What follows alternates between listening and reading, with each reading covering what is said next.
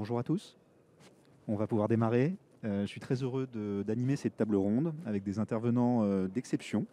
Nous avons donc Isabelle Sora, secrétaire générale du ministère des Armées, Stéphane Trenel, administrateur ministériel des données du ministère de l'économie, des finances et de la relance, Yves Bouéraud, adjoint au directeur central de la DSNJ, et enfin Claire Lecoq, directrice générale déléguée de l'EPITA Paris. On va parler de data au service des citoyens. Alors c'est un sujet qui est au cœur de notre société. C'est bon? On y va. Nous allons donc parler de data au service des citoyens, donc sujet qui est passionnant, qui existe depuis un certain nombre d'années en France. Pour rappel, l'open data est une politique publique qui date de février 2011 et qui a très largement fait son chemin avec des évolutions juridiques, des évolutions aussi dans les pratiques, à travers la loi pour une République numérique notamment, qui a institutionnalisé l'open data par défaut, avec l'utilisation des données sans barrière à l'entrée pour permettre de développer des nouveaux services, que ce soit pour l'administration ou même la société civile, dès lors qu'elle avait des projets pour donner un peu de perspective à ces données. Récemment, nous avons une circulaire du Premier ministre qui date du 24 avril dernier, issue d'un rapport du parlementaire Éric Bothorel, qui est venu rajouter une nouvelle ambition à cette politique publique, à travers notamment la création d'administrateurs ministériels des données. Donc, pour rappel, nous avons la chance d'en avoir un aujourd'hui, en la personne de Stéphane Trenel, et ces administrateurs ministériels des données sont en charge d'animer cette dynamique d'ouverture, mais aussi de circulation des données. On ne parle plus seulement d'open data, mais de circulation des données entre acteurs pour pouvoir développer de nouveaux services. Donc, on est vraiment dans une logique de cycle de vie de la donnée, qui va de l'ouverture au plus grand nombre jusqu'à la circulation en vue d'une meilleure exploitation. Pour pouvoir illustrer cette politique publique qui est pleine de promesses, nous aurons tout d'abord une intervention d'Isabelle Sora qui nous présentera la stratégie au sein du ministère des Armées qui ont mis en œuvre en matière de données. Stéphane, quant à lui, nous parlera de l'analogie de cette politique publique au sein du ministère de l'économie, des finances et de la relance.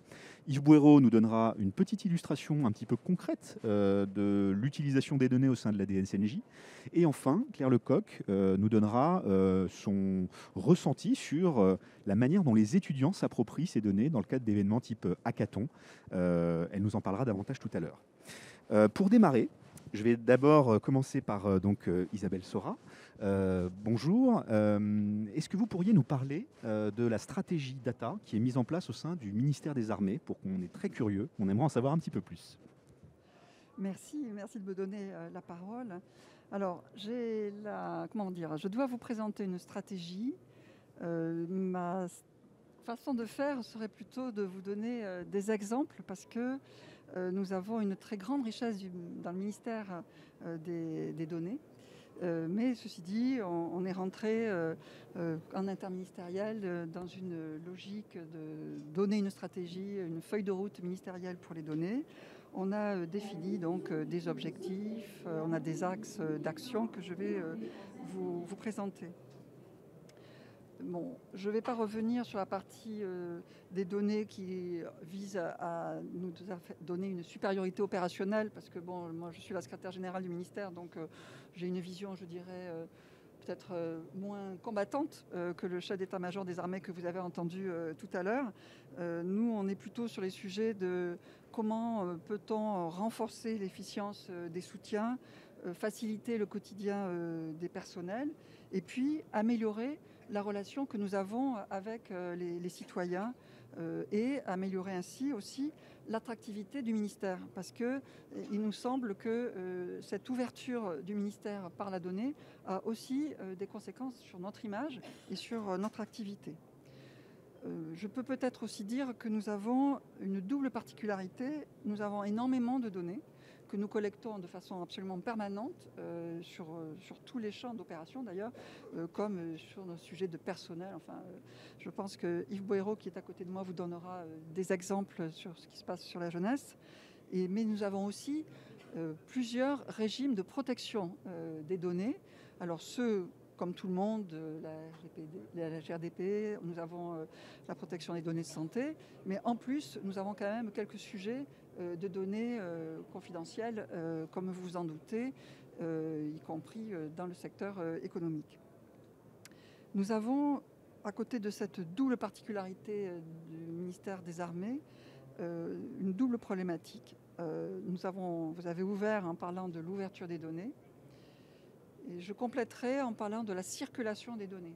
Donc de la circulation des données au sein du ministère, tout simplement, parce que c'est un grand ministère, nous sommes 270 000, avec je crois que c'est un millier de 2000 même systèmes d'information, avec des données qui doivent circuler entre systèmes d'information. Et puis, nous avons évidemment la circulation des données entre administrations, et je pense qu'on échangera. Vous pourrez donner des exemples des données que nous échangeons avec le ministère des Finances. Et donc, là encore, dans ces échanges que nous avons entre administrations, il y a des données qui ne peuvent pas être rendues publiques, bien sûr, et puis des données pour lesquelles il y a tout intérêt, au contraire, à ce qu'elles soient rendues publiques. Donc, à partir de ces bases que je pose, nous avons évidemment des axes d'action. Je dirais que pour moi, le plus important, c'est vraiment cette capacité que nous allons avoir à ouvrir, partager la donnée. Vous mentionnez la 2011. Donc, moi, j'ai vraiment commencé à m'intéresser à la question en 2011 parce que j'avais la chance de travailler à l'époque à Matignon, et que donc Henri Verdier, qui est notre maître à tout sur le sujet, je crois que je peux le dire comme ça, on ne pouvait pas ne pas le croiser dans un couloir, ça qui nous explique que nous avions nécessairement quelque part des données super intéressantes et qu'il fallait les mettre à la disposition de tous. Mais on peut quand même dire que 10 ans après, c'est rentré d'une certaine façon dans les mœurs, mais on a encore beaucoup de chemin à faire. Mais on avance, quoi.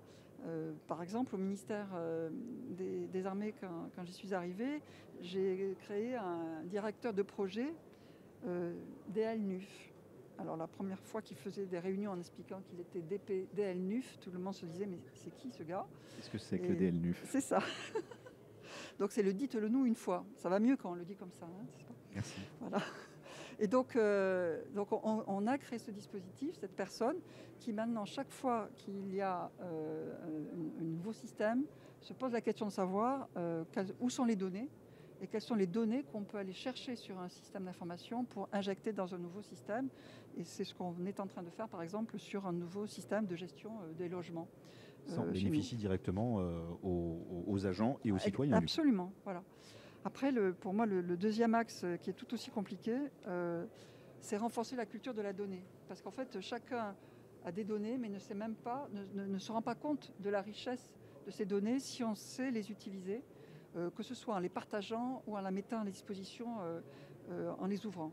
Parce qu'en fait, l'avantage de l'ouverture des données, c'est qu'on se met en concurrence avec le reste du monde, si j'ose dire, quand on est l'administration, et c'est à celui qui utilise le mieux nos données. Et puis nous avons, parce que nous sommes un ministère très important et très gros, nous avons toujours des sujets de gouvernance interne, parce que je ne suis pas l'administratrice ministérielle des données, c'est Nicolas Fournier qui a cette mission-là et qui couvre l'ensemble du périmètre du ministère. Merci beaucoup. Afin de peut-être donner un petit peu de concret à tous ces propos, entre stratégie, entre échange de données entre administrations. J'aimerais peut-être avoir un retour d'expérience, pardonnez-moi, très concret. Je vais peut-être laisser la parole rapidement à Guillaume Vimon, qui est expert IA au labo BI et Big Data, à la DTPM. Est-ce que vous pourriez nous parler de quelques cas d'usage un peu concrets, opérationnels, pour donner de la visibilité à de ce qui est possible de faire autour de l'exploitation des données? Alors tout à fait. Donc évidemment, que l'on soit donc un data analyst ou un data scientist, aujourd'hui donc l'open data est quelque chose d'essentiel dans nos métiers. Et je vais avoir deux casquettes aujourd'hui, celle du consommateur de l'open data et celui du contributeur. En tant que consommateur de l'open data, aujourd'hui l'open data en fait nous permet donc de venir enrichir des données que l'on a par exemple en interne au sein du ministère. Cet enrichissement permet de mieux valoriser donc tout le travail d'analyse qui est réalisé après par nos équipes et permettre surtout de mettre en perspective certaines données qui émanent de chez nous pour les mettre en regard en fait de politiques par exemple qui sont menées sur le plan national. L'open data permet, en dehors du fait d'enrichir nos données, Elle permet donc de venir donc, compléter des analyses. Ça a été le cas par exemple lorsqu'on a réalisé un projet récemment donc, au profit de la DAR qui a pour vocation finalement d'analyser des politiques qui sont menées donc, dans les territoires. Et on a pu donc analyser une multitude de sources de données issues de l'open data qui ont été croisées donc, avec des données autour des effectifs du ministère des Armées pour par exemple évaluer si nous positionnons correctement certains de nos effectifs dans des zones où il y avait des politiques qui gravitaient autour par exemple de la notion de territoire d'industrie, autour des notions par exemple de petites villes de demain, pour voir si on était vraiment sur des zones très attractives et en lien avec les missions qui étaient portées par nos agents. Vrai outil d'aide à la décision alors. Alors tout à fait. Ensuite je vais avoir ma deuxième casquette en tant que contributeur. Et on a la chance finalement, vu qu'on est consommateur, de savoir exactement quels sont les attendus lorsqu'on déverse en fait un jeu de données en open data. Parce que l'objectif in fine, ça reste la réutilisation, en dehors du fait de le partager tout simplement. Et là, il y a peu, donc, on a réalisé un projet qui s'appelle en fait le baromètre donc, de la loi de programmation militaire. Et ce jeu de données donc, est assez riche parce que finalement, il couvre les 4 grands axes en fait aujourd'hui qui sont couverts par le ministère des Armées. Et ce jeu de données, lorsqu'on l'a partagé, tout de suite, on a voulu donc le rendre réutilisable et on a pris en compte en fait un certain nombre de dimensions dans ce jeu de données, telles que des informations par exemple sur des coordonnées géographiques qui peuvent être utiles après in fine lorsqu'on souhaite par exemple donc projeter ces informations sur des cartes. Et on a bien pris en compte le fait d'ajouter des codes qui sont partagés après par un certain nombre de systèmes d'information au niveau national. Alors, ce qui est très intéressant, c'est que du coup, là, on comprend bien que les données, elles sont aussi produites dans une perspective d'être réutilisées a posteriori, et qu'on pense dès la conception et de la création de la donnée aux usages qui pourront potentiellement être réalisés. Et on essaye de créer cette interopérabilité qui va permettre à d'autres acteurs de pouvoir se la réapproprier et pouvoir créer de la valeur. Tout à fait, parce que si on prend une donnée en tant que telle, de manière indépendante, finalement, elle a peu de valeur et ça va être la somme en fait de toutes ces données que l'on va associer qui donne en fait toute cette richesse. Merci beaucoup Guillaume pour ce retour d'expérience très, très concret. Je pense que c'est important de pouvoir associer justement la donnée à l'impact associé et à ce que ça permet concrètement de faire au sein des administrations, mais aussi au sein de la société civile. Maintenant qu'on a une visibilité un petit peu plus clair sur ce que le ministère des Armées met en œuvre en matière d'ouverture et de circulation des données. J'aimerais, Stéphane, en savoir davantage sur la stratégie qui est mise en œuvre au sein des ministères économiques et financiers. Quelle approche est retenue au sein de Bercy pour développer justement cette stratégie autour de la donnée ? Alors, bonjour à toutes et à tous. Merci de me donner l'occasion de pouvoir expliquer effectivement la stratégie qui s'approche, qui est très proche de la stratégie qui a été mise en œuvre au sein du ministère des Armées et qui a été présentée par Isabelle Sera. Globalement, on a à peu près les mêmes constats, c'est-à-dire que évidemment la donnée n'a de valeur que si on l'utilise, que ce soit en interne mais également en open data et donc avec le grand public, les civic tech et toute cette communauté d'utilisateurs qui sont très en demande. Et donc on a travaillé une feuille de route de la donnée autour de 3 grands axes. Le premier, évidemment, ça rejoint ce que disait tout à l'heure Isabelle, c'est l'acculturation. On se rend compte qu'il faut énormément acculturer, que ce soit les agents publics mais également les utilisateurs de ces données.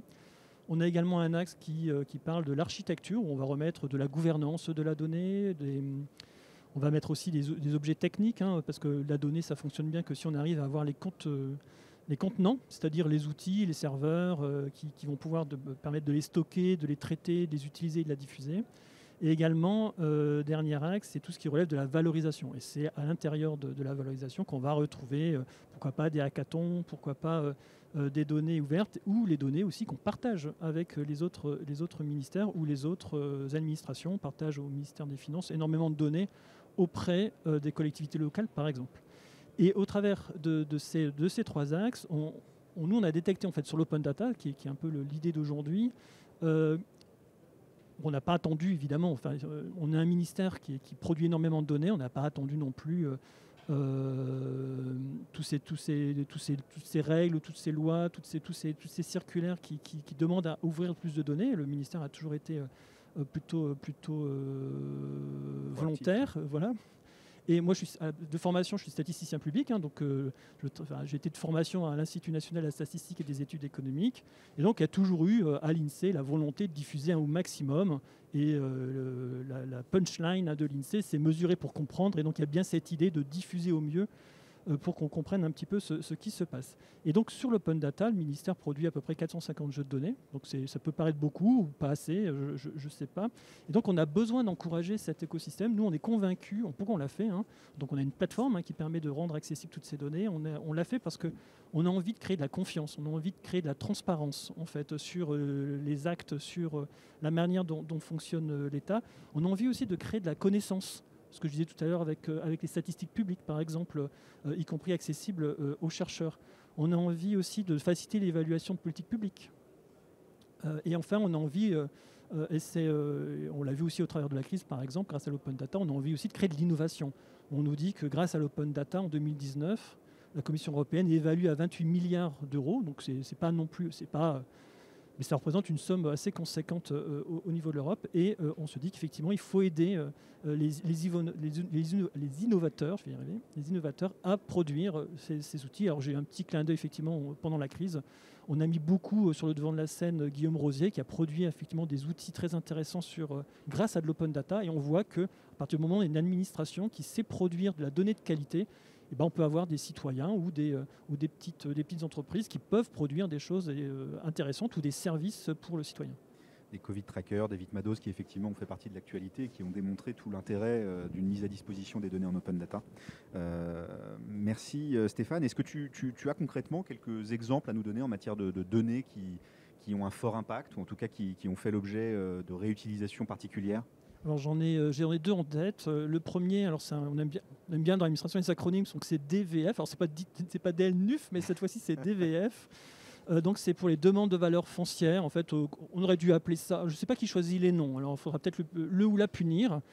Mais ça fait, en fait, globalement, pour appeler ça, que c'est la base des ventes immobilières. Et donc, globalement, on retrouve dans cette base de données l'ensemble des ventes qui a pu avoir lieu sur le territoire national sur les 5 dernières années. Ça permet quoi ? Ça permet vraiment une transparence du marché immobilier parce que quand vous voulez acheter, en fait, vous ne savez pas trop quel est le coût. Alors, vous pouvez chercher dans les petites annonces les prix, mais finalement, vous ne savez pas vraiment le vrai coût, le vrai coût d'achat des biens. Et donc là, on rend accessible cette information et qui permet en fait d'avoir d'objectiver finalement quel est le vrai coût des ventes. Un autre exemple peut-être, c'est alors pareil, l'acronyme c'est DECP, c'est des données essentielles de la commande publique. Bon pareil, je pense qu'il faudra aussi le ou la punir. Globalement, il faut comprendre que c'est la base des données des marchés de l'État.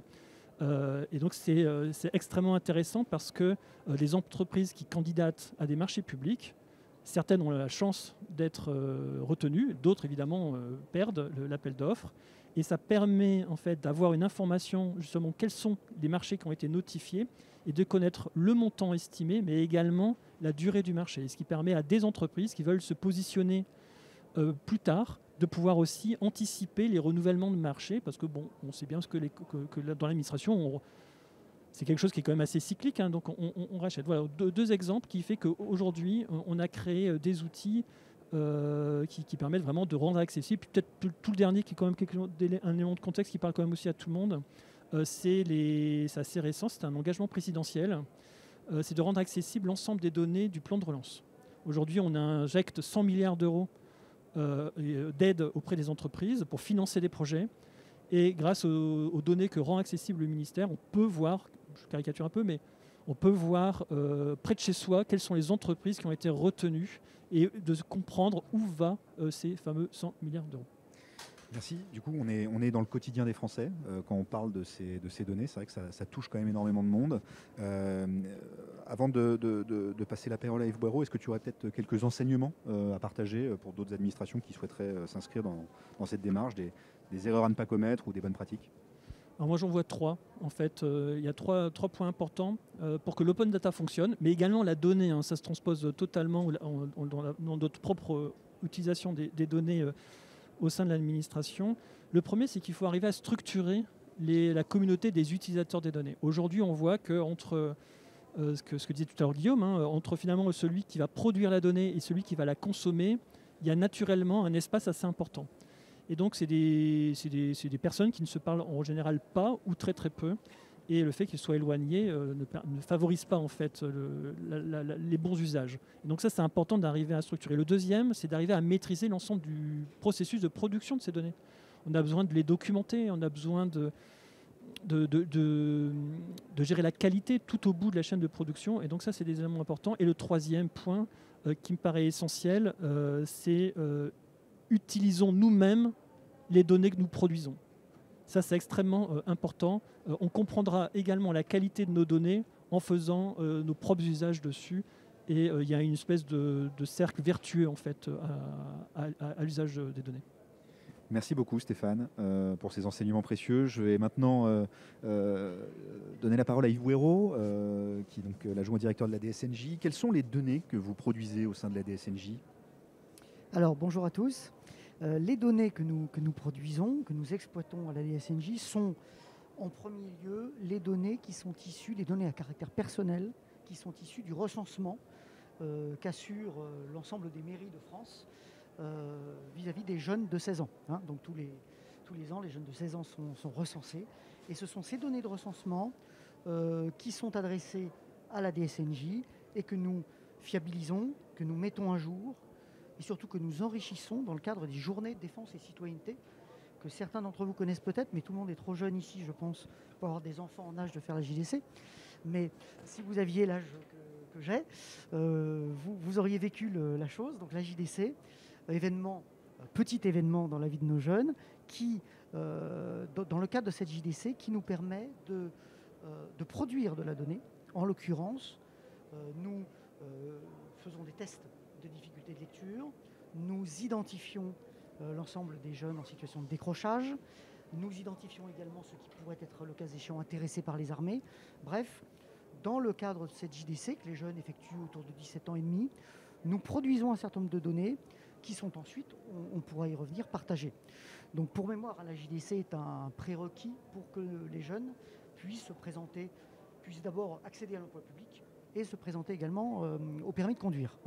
Donc c'est un prérequis et c'est donc évidemment un moment où toute une génération, puisque finalement nous disposons, je crois, sous le contrôle de Josiane Mazot, de près de 10 millions de données qui couvrent à 2 ou 3% près la totalité des classes d'âge de 17 à 25 ans.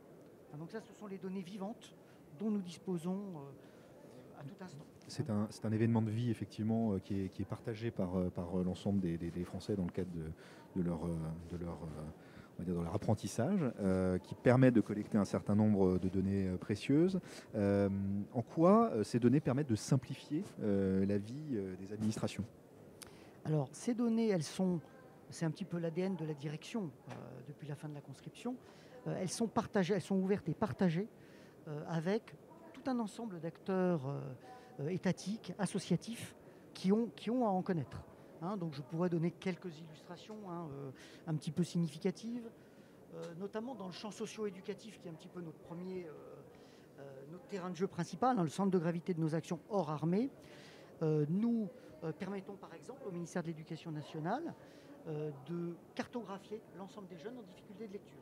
La carte des jeunes en difficulté de lecture, elle procède de ces données que nous adressons, enfin automatiquement bien sûr, à l'ADEP du ministère de l'Éducation nationale. On adresse également à la DARES, la direction statistique du ministère du Travail, l'ensemble des données personnelles relatives aux jeunes en situation de décrochage que nous identifions au JDC. Grâce à ces données, la DARES peut mettre en place son dispositif Trajan, sa trajectoire de suivi des jeunes en situation de décrochage. Elle peut également, grâce à ces données, justifier auprès de la Commission européenne le financement de la garantie jeune. On adresse également, toujours dans le champ socio-éducatif, aux missions locales, des données nominatives des jeunes en situation de décrochage, données grâce auxquelles les missions locales peuvent avoir une vision exhaustive des données des décrocheurs en France. On a un autre sujet intéressant, je crois, d'autant plus que monsieur venait de parler de l'INSEE. En matière électorale, la DSNJ transmet les données nécessaires à l'inscription d'office des jeunes de 18 ans sur les listes électorales. Ces données sont traitées, enregistrées par l'INSEE et intégrées donc au répertoire électoral unique, à partir duquel les mairies établissent elles-mêmes leur liste d'électeurs. Alors c'est intéressant parce que vous avez noté au début de mes propos que les mairies sont à l'initiative, génèrent cette donnée au tout début, et on voit là qu'elles sont, vertueux, là. voilà, qu'elles sont finalement utilisateurs finales de cette donnée sous l'angle électoral. Donc c'est assez... et puis dans le champ culturel, on a un sujet d'actualité avec le ministère de la Culture qui est intéressé par les coordonnées des jeunes de plus de 18 ans pour pouvoir auprès d'eux promouvoir le pass culture et les informer des modalités d'inscription à cette offre. Alors, impressionnant, effectivement, on voit bien que cette donnée est extrêmement intéressante pour bon nombre d'administrations, notamment les services statistiques ministériels, mais pas que, dans le cadre de la mise en œuvre de leur mission de service public. Et côté usager, comment vos données, les données de l'administration permettent de simplifier leur vie au quotidien? Oui, c'est évidemment une préoccupation majeure pour nous. Alors il y a eu, c'est vrai, cette année, un coup d'accélérateur sur ce sujet-là, avec l'annonce du Premier ministre lors du comité interministériel de la transformation publique de février dernier, je crois, de la mise en place d'une API service national. Donc API service national qui va permettre à l'ensemble des administrations qui ont à en connaître, donc en fait les administrations qui constituent les dossiers d'inscription des jeunes, qui au baccalauréat, qui au permis de conduire, qui va leur permettre d'accéder directement à l'information selon laquelle le jeune est ou pas en règle avec les obligations du service national. En clair, a ou pas fait sa JDC. Il n'aura plus à transmettre cette information et voilà. L'administration mettre en œuvre ce qu'on appelle le DELNUF. Alors voilà, on est en plein dans le DLNUF. Alors là, pour le coup, on va passer du dites-le nous 15 fois à dites-le nous une fois, parce que le jeune devait présenter son certificat de participation à la JDC à chaque fois qu'il passait un concours, avec toutes les autorités en charge de l'organisation du concours, au moment du permis de conduire, etc. Là, c'est fini.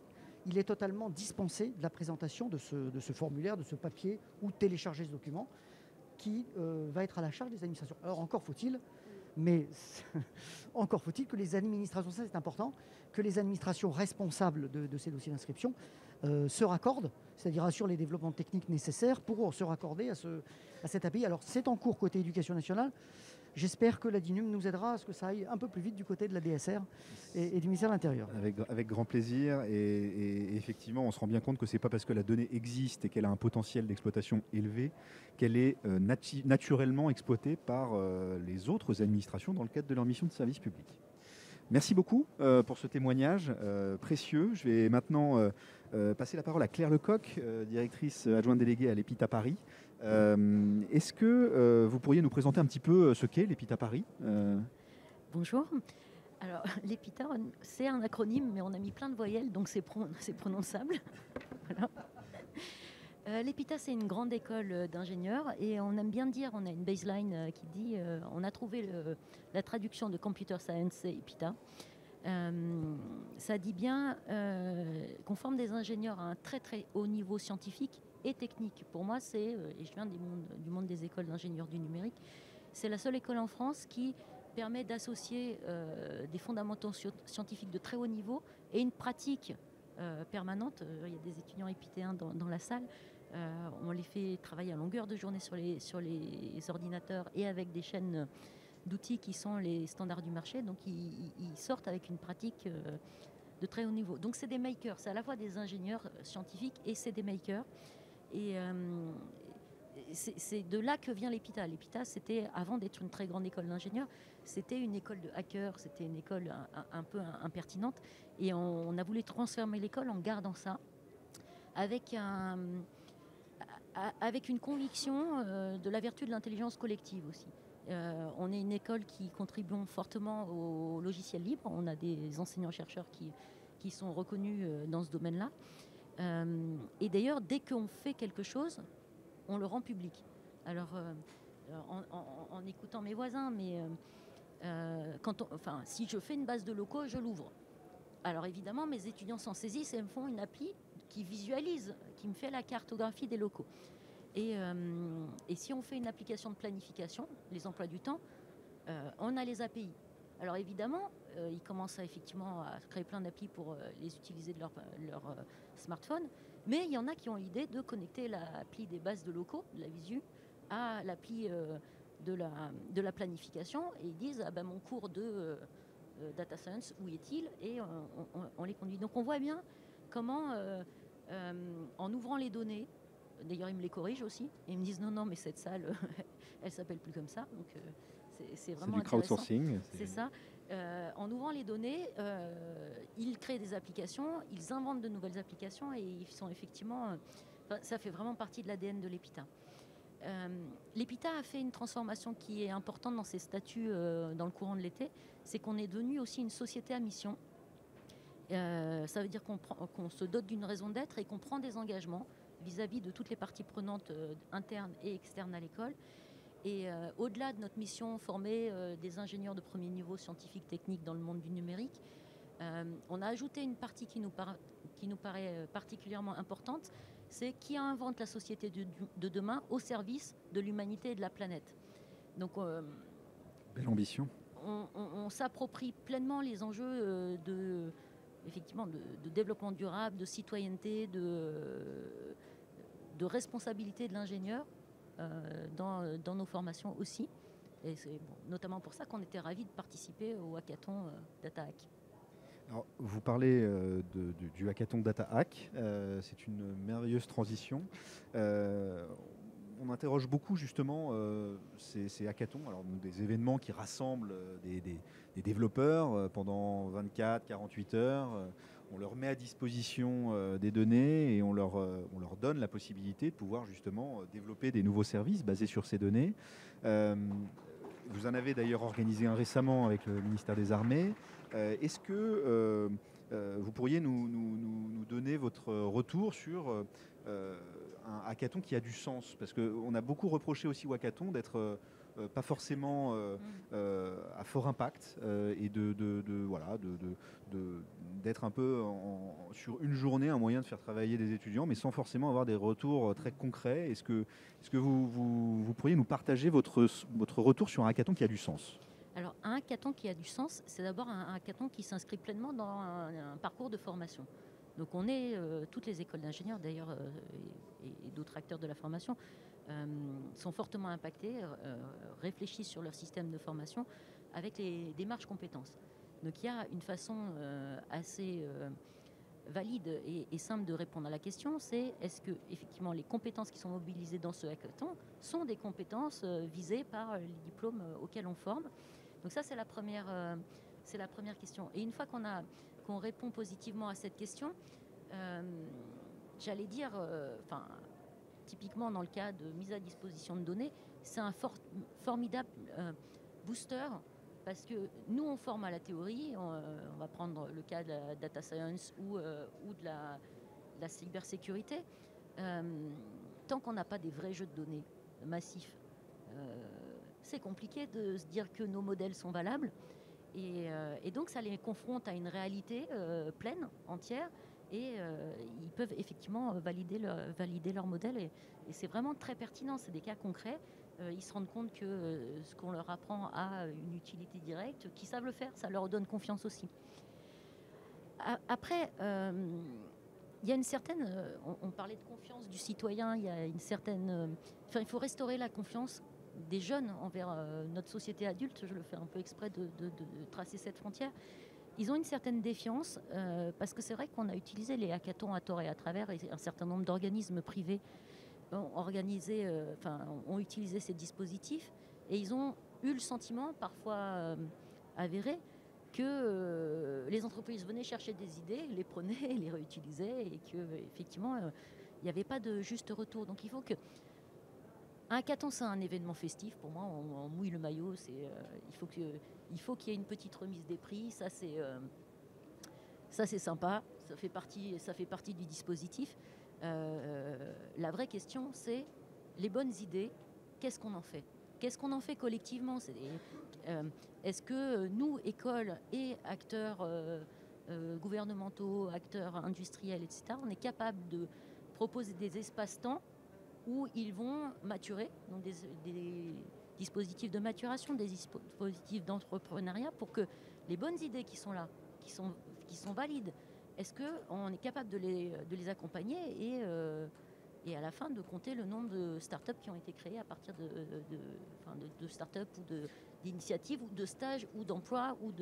Mais il faut qu'il y ait une concrétisation, parce que ces idées sont magnifiques et c'est dommage, l'immense majorité on les perd.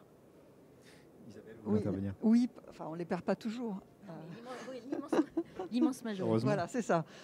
En fait, nous avons fait ensemble le hackathon sur les données d'énergie du ministère, dont le titre était Data Hack. C'est-à-dire, nous, on voulait vérifier jusqu'à quel point, si je dis avec mes mots, nos données étaient attaquables. Bon. Et donc, il faut quand même que vous sachiez qu'après ces journées de hackathon, il y a une très belle note qui a repris toutes les fragilités que vos étudiants nous ont permis de mettre en évidence. Et nous avons ensuite demandé à ceux qui créent ces données-là de créer les moyens de protéger nos données. Donc là, il y a eu... Alors nous, on ne cherchait pas sur cet hackathon-là à générer des projets avec des startups, etc. On était plutôt sur quelque chose qui était de l'ordre de la cybersécurité. Donc ça, j'avais trouvé que c'était vraiment intéressant de pouvoir... C'est aux jeunes qu'il faut le dire. Oui, enfin, je me tourne vers vous parce que vous êtes à côté de moi. Et en plus, est-ce qu'on peut dire toutes les deux qu'on ne voit pas la salle quand même, hein, mais Si, mais je les ai repérés. Ah, vous les avez repérés. Vous avez de la chance derrière le masque et tout, c'est bien. Mais ce qui est très intéressant dans ce que vous dites, c'est qu'indépendamment de servir l'intérêt des personnes qui y participent pour réutiliser les données, c'est aussi une sorte de cercle vertueux vis-à-vis du métier qui met à disposition la donnée dans le cadre de cet événement et qui va du coup pouvoir bénéficier de feedback tout simplement et d'avoir une visibilité peut-être accrue sur les exploitations qui peuvent être faites autour de leurs données. C'est ça qui est intéressant aussi. Et vous savez, le sens de ce qu'ils produisent est particulièrement important pour cette génération. Donc, ne serait-ce que de revenir vers eux en leur disant voilà, on a fait ça, c'est extrêmement important. Passionnant. Alors, on a aussi, peut-être pour terminer sur ces sujets de hackathon, il y a eu des hackathons à un moment donné qui mettaient des dotations financières en jeu. Est-ce que vous pensez que c'est une bonne pratique ou pas ? Je ne crois pas que ce soit la question, en fait. Je crois vraiment que c'est pas... c'est ludique. Quand je dis il faut des récompenses, on leur donne un smartphone. Enfin, bref. Ce qu'il faut, c'est qu'on leur donne les moyens de... soit qu'on leur démontre qu'on a effectivement réutilisé leur travail, que ça a servi une société, soit qu'on leur donne les moyens, les accompagnements nécessaires, les dispositifs pour ce qu'ils ne savent pas faire, les ingénieurs, c'est faire des business plans. Voilà. Et il faut qu'on ait des dispositifs très sérieux d'incubation, de maturation d'idées au-delà de la start-up. Mais... Je me faisais l'avocat du diable, mais c'est vrai que je partage totalement ce retour. Et effectivement, c'est la suite qui est intéressante. C'est pas tellement le jour J, c'est tout ce qui arrive derrière et ce qu'on va pouvoir en faire. C'est construire une relation aussi de manière durable. Et c'est effectivement une des vraies valeurs ajoutées de ces hackathons. Merci beaucoup Claire pour ce retour d'expérience et pour la présentation de l'EPITA. J'aimerais donner la parole à une étudiante qui a eu la chance de participer à cet événement. Léane Duchet, est-ce que vous pourriez nous partager un retour d'expérience très concret sur lequel vous avez pu travailler dans le cadre de cette initiative ? Oui, bonjour. Donc, le hackathon, en fait, il nous a permis de réfléchir à des sujets qui étaient très originaux.